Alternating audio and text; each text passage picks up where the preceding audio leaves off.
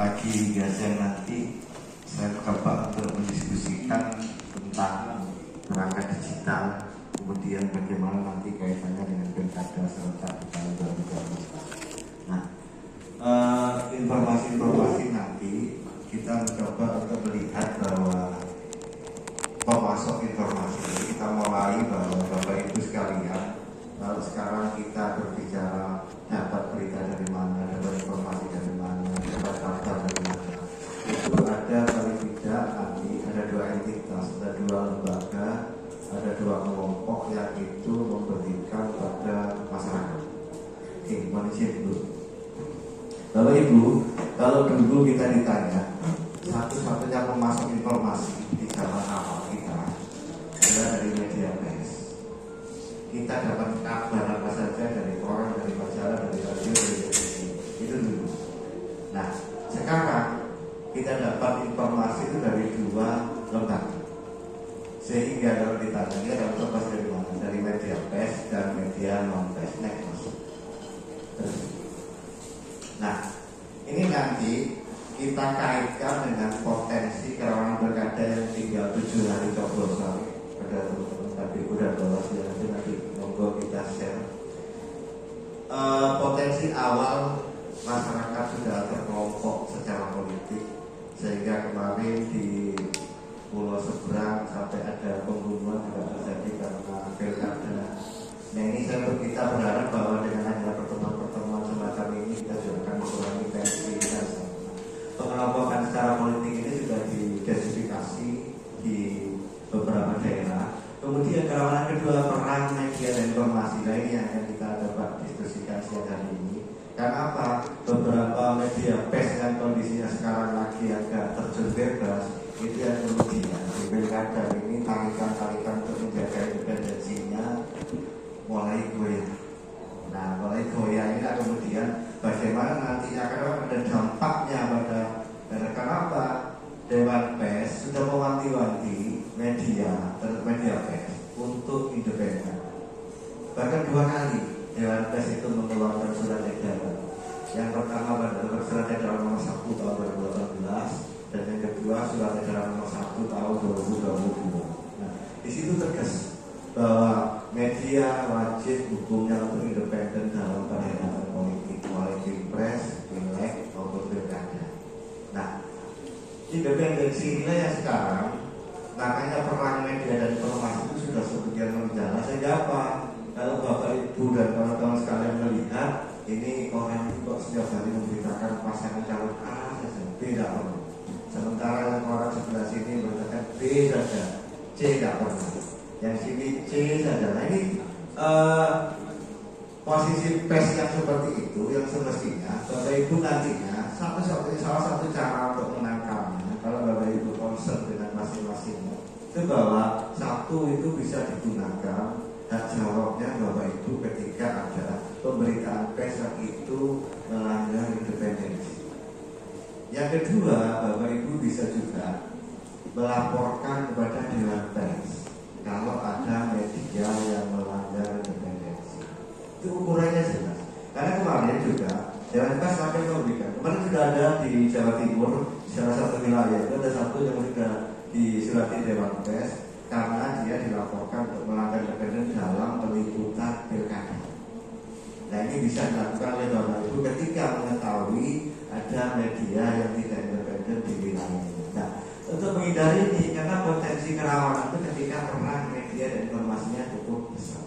Dan yang terakhir inilah yang akan kita berjauh sama-sama, maraknya hoax di media sosial. Nah, makanya nanti kita lihat bagaimana komposisi daripada masyarakat di Indonesia tentang kemampuan dan peran di media sosial. Nah, ini Bapak Ibu, makanya ini seringkali saya sampaikan bahwa kita hari-hari ini banyak menerima informasi bahkan banyak. Jadi kalau misalkan Bapak Ibu hari ini menerima share-share di WA dari ada kabar salah satu calon diduga memberikan uang. Nah, kemudian itu dari www.mahmudnews.com misalkan. Nah, kita akan cek ini termasuk media pers atau bukan. Nah, itu termasuk media pers atau media sosial. Nah itu yang bisa kita lakukan pertama, karena bahkan nanti dampak hukumnya juga akan berbeda, penanganan berikutnya juga akan berbeda. Yang pertama, lanjut. Nah, sepanjang bahwa media itu memenuhi kriteria persyaratan sebagaimana Undang-Undang 40 tahun 99, itu termasuk media pers. Nah, dan kalau itu, bila ada kesalahan daripada berita, itu bisa dilaporkan ke Dewan Pers. Tidak bisa langsung dilaporkan ke aparat hukum. Karena berbeda, karena itu Undang-Undang 40 tahun 99. Nah, bila di luar itu kita kategorikan media non-pers, bentuknya sama persis. Kalau kita dapat share misalkan dari mahmudnews.com, ini kan kita belum tentu ini media pers atau bukan. Nah, oke, next. Nah, ini Bapak Ibu yang kita bisa teruskan langsung. Bila itu dari media pers, produknya disebut berita. Kenapa disebut berita? Karena pasti sudah melakukan proses verifikasi, klarifikasi, dan validasi informasi. Nah, namun bila itu produknya termasuk kategori media non-pers, itu produknya disebut informasi, bukan berita. Jadi dari berita di Facebook, berita di YouTube, berita di TikTok, itu bukan berita, itu informasi. Nah, apa rasionalnya nanti? Kalau informasi itu pasti belum terverifikasi, rawan hoax, dan rawan ujaran kebencian dan lain-lain. Nah, dari sisi kecepatan, jadi ini dua jenis media ini balapan memasuk informasi ke masyarakat. Dari sisi kecepatan, media pers pasti kalah. Kenapa kalah? Karena media sosial ketika mengupload tanpa melakukan verifikasi, tanpa melakukan validasi, tanpa klarifikasi dan tanpa validasi. Misalnya, Bapak Ibu lihat kecelakaan jalan tol di foto langsung di-share dalam 1 detik berikutnya. Karena media pers tidak boleh. Karena media pers harus tunggu beberapa menit, klarifikasi ke BCN, klarifikasi ke polisi, klarifikasi ke jalan tol, itu media pers, sehingga nyampainya agak lama ke masyarakat. Nah, makanya di produk media sosial itu disebut informasi. Kenapa disebut informasi? Informasi adalah bahan berita. Nah, sehingga sebagai bahan perlu dilakukan proses verifikasi, klarifikasi, dan validasi. Nah, hingga Bapak Ibu sekalian, kalau yang atas media pers bila ada kesalahan, itu ada 3 langkah yang bisa dilakukan. Kalau di media 1, berikan hak jawab ke media yang bersangkutan. 2, hak koreksi. Dan 3, dilaporkan ke Dewan Pers. Nah, sekarang kalau lapor ke Dewan Pers memang tidak seperti dulu sebelum ada digital, harus kirim surat atau datang ke Jakarta. Sekarang Bapak Ibu cukup dibuka di www.dewanpers.org.id. Dewanpers.org.id, di situ ada laporan atau aplikasi pengaduan. Tinggal di capture media yang mengadu kemudian dikirim, dan pasti akan ditangani. Dewanpers.org.id. Nanti pilih yang ada menu pengaduan, diklik, sampaikan di situ. Juga kalau yang media diduga melanggar itu bisa di capture, kemudian dikirim cepat. Nanti jelas. Itu kalau termasuk produknya media pers. Nah, tapi kalau produknya media sosial, ya tidak perlu dilaporkan ke Dewan Pers karena dia mengandung undang-undang undang-undang KUHP, dan dilaporkan sebagaimana perbuatan pidana yang lain karena hoax dan ujaran kebencian. Nah, bagaimana untuk mengidentifikasi bahwa berita itu dari media pers? Next. Nah, di Undang-Undang 40 tahun 99 minimal Bapak Ibu, kalau misalkan yang saya contohkan hari ini di grup WA ada tautan berita dari www.mahmudnews.com, buka aja, diklik, kemudian di scroll ke bawah, dibuka redaksinya, klik. Bila ada penanggung jawabnya, 1, 2 ada PT-nya, dan 3 ada alamatnya, ini kategori media pers. Nah, sehingga kalau ada kesalahan daripada itu dilaporkan ke Dewan Pers.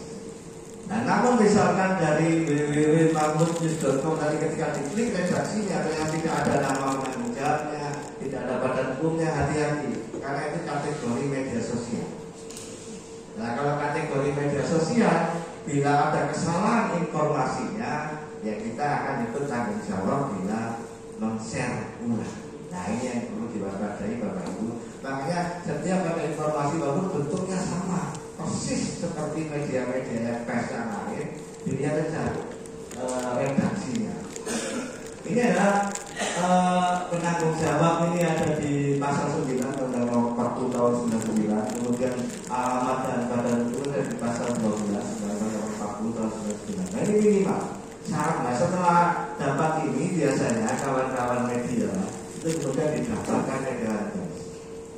Nah, nanti akan dilakukan verifikasi di sana, verifikasi administrasi dan verifikasi faktual. Nah, itu kemudian lebih kuat posisinya sebagai media berita, sehingga produk daripada pers yang namanya berita itu tidak boleh distempel hoax.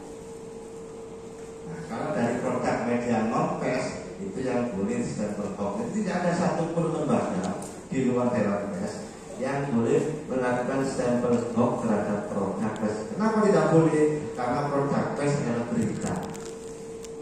Kenapa berita? Karena sudah melakukan proses verifikasi, klarifikasi, dan validasi. Nah, ini yang membedakan dengan produk di media sosial. Oke. Nah, ini Bapak Ibu sekalian, bila kita melihat data ini yang terakhir, jadi ini 2024 data dari APJJI. Data ini cukup menarik apa? Karena dua generasi ini yang sekarang menguasai Indonesia, generasi milenial Z dan generasi zilenial Z. Nah, apa kaitannya dengan tadi? Satu adalah jumlah mereka sangat menentukan siapa pemenang pemilu, pilkada, pileg, pilpres di Indonesia. Karena jumlahnya sudah 54%, bahkan sekarang mendekati 60%. Generasi Z dan Z ini sama-sama bukan pembaca koran, bukan pembaca majalah, bukan penonton televisi, bukan pendengar radio. Nah, ini celakanya preferensi mereka, keputusan mereka untuk menjatuhkan pilihan mau memilih si A, si B, si C, partai A, partai B, partai C, partai D, itu adalah dari media sosial. Nah, ini problem dan tantangan bagi kawan-kawan media pers bahwa mereka tidak pernah membaca koran. Generasi ini informasinya hanya dari HP-nya dari pagi sampai mau tidur lagi. Nah, ini problem lah. Padahal tadi kalau dia preferensi dari media sosial, alasan keputusan menjatuhkan pilihan dari media sosial itu yang rawan hoax, rawan ujaran kebencian, dan belum terverifikasi. Nah, ini Bapak Ibu, tantangan terbesar kita adalah bagaimana kemudian mengembalikan generasi-generasi ini mendapat informasi dari media pers, yang itu media yang sudah produknya berita, sudah terverifikasi, sudah terklarifikasi. Nah, ini. Nah, kemudian dalam generasi X dan generasi Y, generasi saya sudah mulai berkurang, walaupun belum gelap. Ini juga yang menentukan masa depan media pers di Indonesia. Jadi Bapak Ibu, saya juga orang media. Memang kondisi media akhir-akhir ini turunnya terjunnya bebas, tidak baik-baik saja. Kondisi media, hampir seluruh televisi nasional lokal itu pengurangan karyawan itu terjadi. Bukan lagi bulan. Jadi TV yang besar, misalnya Bapak Ibu lihat itu tingkat pengurangan karyawan sudah terjadi sejak itu. Karena memang pemasukan dari media pers itu terjun bebas, baik televisi, radio, koran, majalah itu terjun bebas. Apa salah satunya? Bapak Ibu, jadi sebelum ada platform digital itu seluruh iklan itu masuk ke media pers. Tapi begitu ada platform digital mulai dari YouTube, Yahoo, Google, TikTok, Instagram itu sebagian sudah sampai angka 24% tahun 2023 kemarin itu diambil mereka. Nah, itu kemudian sehingga komposisi perolehan media pers dari iklan itu sudah terkoreksi sekitar 24%. Dampaknya karyawannya dikurangi karena swasta ya hidup sendiri, kalau nggak dapat duit ya mati-mati sendiri. Nah ini Bapak Ibu yang coba kita lihat bahwa apa yang menarik dari sekitar 60% itu mereka tidak pernah menonton TV. Sehingga kalau penonton TV turun, ketika penonton TV turun, iklannya tidak mau datang. Karena iklan adalah ketika harus ada jaminan.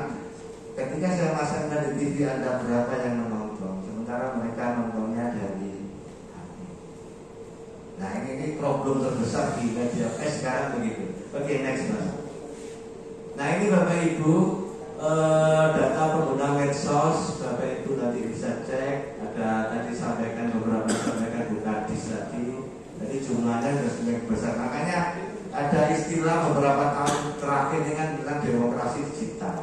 Nah demokrasi digital itu juga sudah mulai ditawarkan oleh para konsultan politik untuk meraih massa tanpa harus terjun ke lapangan.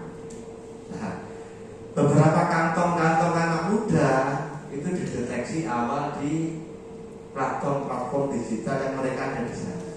Sehingga banyak seluruh juru kampanye pasangan calon parpol itu berkampanyenya di sana. Dan itu pasti lebih murah daripada berkampanye di lapangan. Nah ini juga salah satu yang mengurangi penghasilan media pers. Nah tuh, terus next mas. Nah ini berbagai platform Bapak Ibu nanti cek. Ini bisa diakses, kalau berkenan boleh diambil, nanti tinggal dibaca saja karena data-data yang cukup penting. Next. Nah ini Bapak Ibu, ketika kemudian demokrasi digital itu melakukan peran ya. Jadi pertama dia bisa meningkatkan partisipasi pemilih. Kenapa? Kalau dari teman-teman penyelenggara seringkali tahu kantong-kantong anak-anak muda di kabupaten kota itu berada di media sosial mana, di grup mana, di fokus grup mana, itu langsung bisa dibagi dengan informasi. Terus kemudian bagaimana dia mengeksplor media untuk kepentingan kesadaran politik. Nah ini yang sering kali ditanyakan Bapak Ibu, apakah Gen Z itu sudah kuat NKRI-nya? Karena mereka sekarang mendapat informasi itu dari seluruh dunia, bukan hanya dari Indonesia seperti zaman saya dan Bapak Ibu yang seusia dulu. Satu-satunya informasi ya dari pers dan juga dari buku. Kalau sekarang dia dapat ideologi dari mana saja. Karena kemudian media sosial dalam kampanye politik ini cukup besar. Dari tahun ke tahun trennya meningkat. Jadi dari tahun ke tahun trennya meningkat. Bahkan ini yang menggerus, Bapak Ibu bisa merasakan yang pernah 5-10 tahun yang lalu pilkada, pasti sekarang kondisi di lapangan jauh berbeda. Karena sebagian sudah bermain di media sosial yang secara cost lebih murah, kemudian secara risiko juga lebih minimal. Dan terakhir bahwa pengaruh pemenang pemilu, kenapa? Pemenang pemilu, jadi Bapak Ibu kalau sempat membaca data yang untuk pileg dan pilpres kemarin Februari, itu DPT kita di Indonesia itu 204 juta sekian. Nah itu sama persis dengan pengguna internet di Indonesia, 204 juta persis sama. Artinya apa? Bahwa hampir seluruhnya bermainnya di sini. Karena sadar bahwa jumlah DPT 204 juta, kemudian jumlah pemakai internet juga 204 juta, kemudian yang ini diukur-ukur sehingga kondisi di lapangan jauh berbeda dengan 10-15 tahun yang lalu untuk kondisi pilkada yang sama. Dan terakhir, nah ini yang memang perilaku memilih ini kemudian bagaimana kemudian Bapak Ibu dan para pemangku kepentingan di Kabupaten Pasuruan yang membanjiri dengan informasi-informasi yang baik, bagaimana kemudian medsos digunakan agar anak-anak muda datang ke TPS, medsos digunakan anak-anak muda untuk ikut mengawasi pelaksanaan pilkada, medsos itu dibanjiri di kantong-kantong di mana mereka berada. Jadi ada beberapa platform itu yang ada anak-anak muda yang banyak, kemudian teman-teman advisor itu yang seringkali kita gunakan untuk menyampaikan informasi-informasi kebaikan di pilkada. Next. Nah, ini Bapak Ibu yang sering kali tentang misinformasi, disinformasi, dan malinformasi, ini yang sering digunakan ketika. Jadi apa bedanya dari ketiga itu ya? Misinformasi itu ada informasi yang salah, tapi dia tidak tahu kalau itu salah, kemudian disebarkan. Nah, itu mis. Jadi karena ketidaktahuannya, karena belum pernah belajar, karena belum pernah membaca, ini informasi ini harus salah benar di share aja di grup. Itu misinformasi. Nah, kemudian kalau disinformasi, nah ini biasanya pendukung yang mania. Dia tahu informasi itu salah, tapi karena dari lawannya di share. Nah, ini sudah masuk kategori disinformasi. Dia tahu persis informasi itu, tapi itu karena menguntungkan pasangan calon ya di share. Nah, yang agak berat memang ketika malinformasi ini. Apa contohnya malinformasi? Misalkan ada partai A 5 tahun yang lalu mendukung pasangan B. Nah, sekarang ketika hari ini dia mendukung pasangan C yang disetel videonya 5 tahun yang lalu. Nah, ketika dia mendukung pasangan B. Nah, itu banyak yang terjadi. Kedua partai yang berbeda dukungannya dalam pilkada, tapi yang 5 tahun mendukung si lawannya di share itu. Jadi seakan-akan itu yang tahun sekarang. Itu yang disebut dengan malinformasi. Jadi informasi yang diputar balik. Nah, ini yang seringkali menjadi pertarungan sekarang di media sosial. Nah, malinformasi itu juga berupa apa? Kadang apa? Debat-debat itu dipotongi, diketahui 1 menit, yang itu merugikan pasangan calon lawan. Di-share. Nah, itu termasuk kategori malinformasi. Jadi sudah diputar balikkan datanya Bapak Ibu. Oke, nah ini Bapak Ibu langkah awal untuk mengetahui apakah informasi itu hoax atau bukan. Nah, yang paling mudah adalah kalau judul bombastis itu hampir pastilah hoax. Judul-judul yang keterlaluan, terus itu kemudian itu apalagi tadi kalau Bapak Ibu bisa mendeteksi bahwa itu bukan media pers, lebih baik kita jangan di-share ulang. Dan itu kita kampanyekan terus ke anak-anak muda di lingkungan masing-masing dan anak sekolah bahwa begitu ada informasi tapi dari media bukan berbasis hukum pers, jangan di-share. Terutama persoalan politik. Nah, kemudian ya ini alamat website tidak jelas. Ya, saya jelaskan tadi ketika dibuka redaksinya tidak ada alamatnya, itu pasti hoax. Sudah pasti. Karena tidak ada yang tanggung jawab kalau ada apa-apa. Nah, websitenya dilihat, dicek, terus ke bawah. Misalnya kadang ada yang di menu tentang kami, ada yang di menu redaksi, itu aja diklik. Ada enggak? Itu alamatnya, terus tidak menyantumkan nama penulis dan alamat redaksi, itu sudah pasti. Kalau masih ada alamatnya, ada penanggung jawabnya, ada PT-nya, itu aman. Di-share ulang relatif apa. Nah, kemudian foto dan gambar tadi yaitu mulai disinformasi, misinformasi maupun malinformasi. Itu seringkali terjadi. Dan ini minta di-share atau diviralkan. Sering sudah Bapak Ibu pasti sudah paham. Viralkan itu hati-hati. Pasti dia mengandung salah satu unsur hoax-nya di sini. Oke, next. Nah, Bapak Ibu, bagaimana kemudian kita untuk melihat di mana saya harus lapor tidak ada informasi? Nah, ini Kementerian Komdigi Bapak Ibu, itu Bapak Ibu bisa melihat, melaporkan pertama, kalau yang akan diadukan konten, nanti bisa dibuka ada halamannya.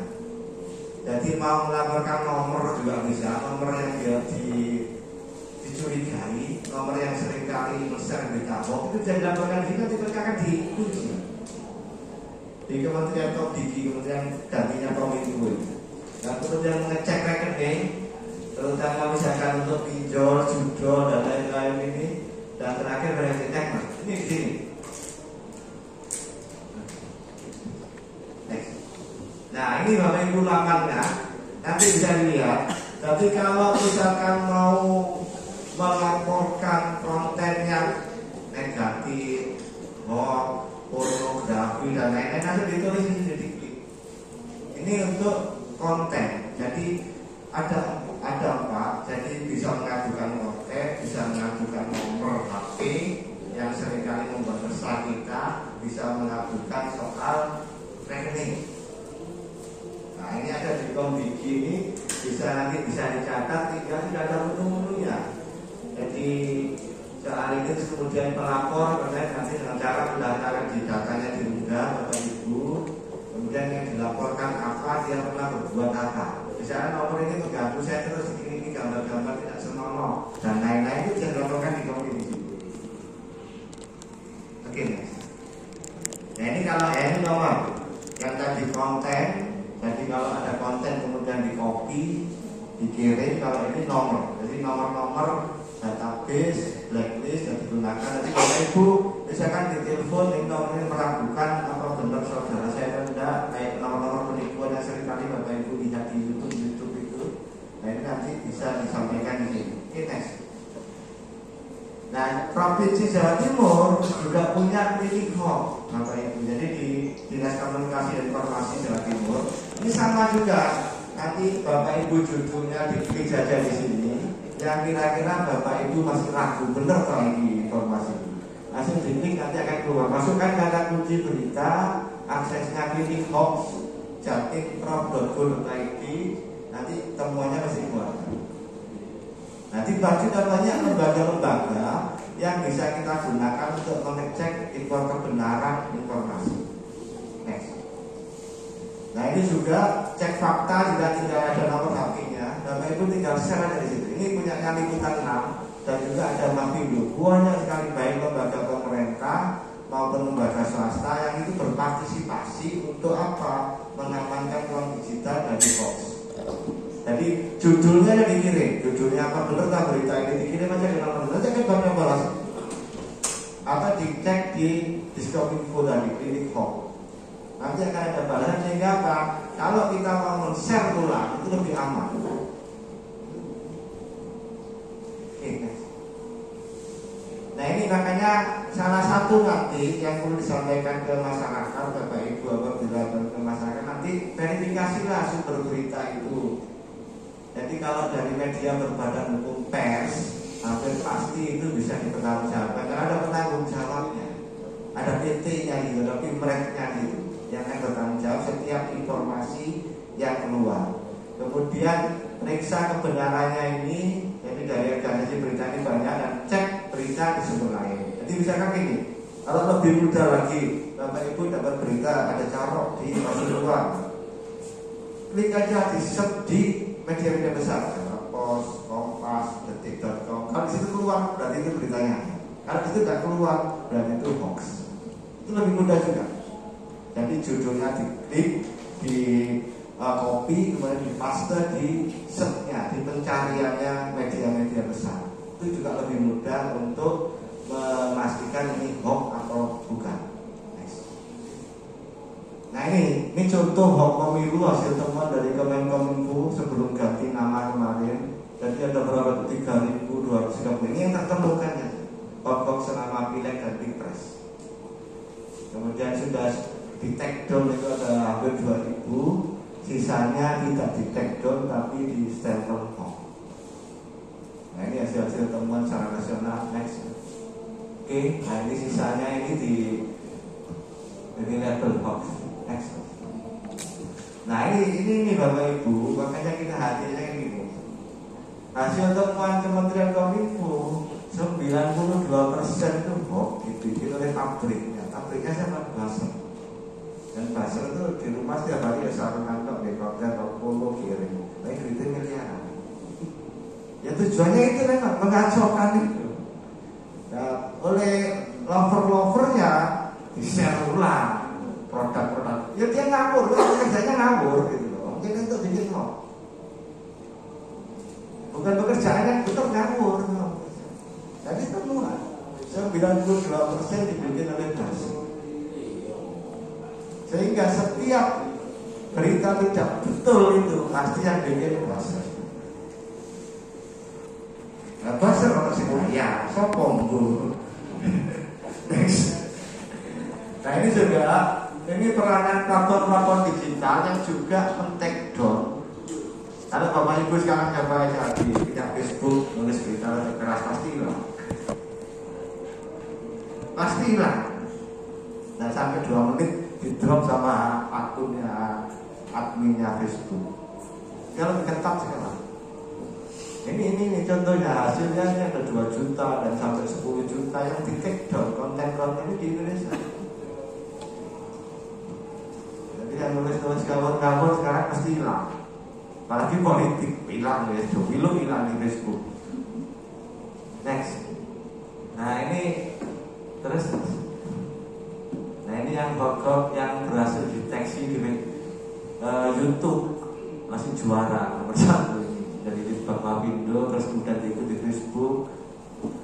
Konten yang terbesar di platform media sosial. Kemudian di Twitter dan TikTok. Next. Nah, mengapa hoax itu mudah menyebar, Bapak Ibu? Satu, karena memang literasi digital atau berpikir kritis kita itu masih rendah. Kita kadang nyepelek nulis, nggak fokus jangan nulis. Tidak ada upaya kita untuk ikut membantu bahwa ini hoax, ayo dihentikan rame-rame. Nanti karena akan berdampak pada masyarakat. Nah, terus kemudian malas melakukan verifikasi diri. Padahal gampang gitu, Bapak Ibu. Kalau kita misalkan berhasil mendeteksi satu informasi yang beredar saat itu di kabupaten itu langsung kita sebarkan bahwa informasi itu tidak betul, itu kan membantu juga untuk mendinginkan ruang publik digital ini agar lebih dingin. Terus, nah ada polarisasi di masyarakat ini pasti tidak bisa dicegah ketika pilkada, pileg, pilpres pasti terjadi polarisasi. Kalau tidak ada polarisasi nanti pilkada berlangsung ya tidak bagus. Terus belum cakapnya memilah sumber informasi, media pers dan situs sahabat. Ya kayak tadi itu kita harus sudah mulai bisa melihat bahwa ini kabar dari media pers atau media non pers. Kita sudah harus dengan kesadaran sendiri untuk memahami itu. Kemudian itu kita bagikan ke masyarakat. Itu tentu berita pers pasti rawan kok. Nah itu yang kita dari kewajiban diri kemudian disebarkan ke masyarakat. Dan kemudian hoax efektif jika menyetel emosi. Nah ini pasti karena ada lover, ada hater, ada pecinta, ada pembenci. Ya, itu pasti ini akan ditempatkan di situ pasti. Karena kondisi masyarakat sudah terpolarisasi antara yang mencintai dan membenci. Begitu dikeluarkan hal-hal yang mencintai membuat marah yang benci. Begitu dibuat hal-hal yang membenci membuat marah yang mencintai. Nah ini yang membuat kenapa seperti lari terus kembali. Oke, next. Nah, ini juga kalau kita agak berfilosofi sebentar, filsuf seperti Socrates itu kan pernah melakukan ini sudah 5.000 tahun yang lalu. Jadi kalau ada orang datang, Socrates itu gini, apakah berita yang akan Anda bawa itu benar? Yakin nggak? Oh, belum tentu ya, gosip-gosip itu bisik-bisik. Nah itu tes pertama, oh itu berarti tidak mungkin salah. Tes kedua, apakah kabar yang Anda bawa ke saya itu baik? Oh tidak baik, malah jelek, jelek-jelekan sampean. Nah itu tes yang kedua. Yang ketiga, apakah kabar yang Anda bawa itu bermanfaat? Oh tidak bermanfaat, akan perang ini masyarakat. Nah ini cara triple test. Ini sudah Socrates yang hidup 2000 tahun yang lalu itu sudah punya hoax yang kita sekarang terjadi memang belum ada jika. Oke, next. Oke, terus. Oke, terima kasih pengantar. Wassalamualaikum warahmatullahi wabarakatuh.